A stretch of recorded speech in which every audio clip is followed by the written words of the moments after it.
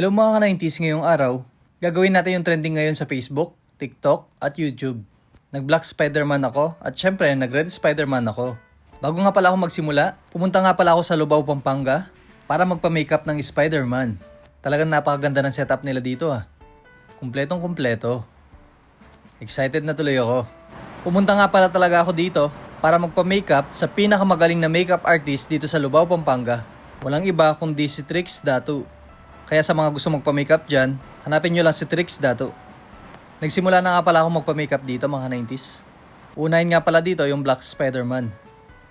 Ang sarap palang magpa-makeup, talagang marelax ka at komportable ako. Ayan na, excited na tuloy ako mga 90s. Gusto nang makita ang resulta. Wow! At dahil natapos na mga 90s, ayusin naman ang buhok ko. Ayos, napakabilis lang. Nagpapasalamat din nga pala ako kay Sir Paul Langit dahil masyado niyang pinaganda ang aking buhok. Wow! Ayan, medyo pumogi na ako ng konti mga 90s.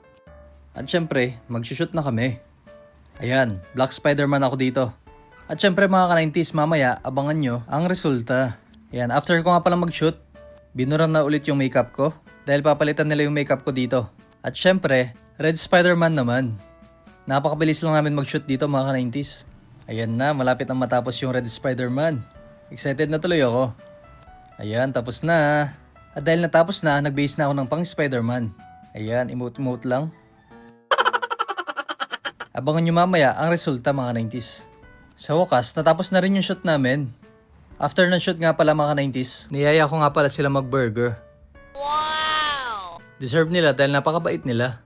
Meron pa nagpa-picture dito. O paano, hanggang dito na lang tayo mga 90s. Bye-bye!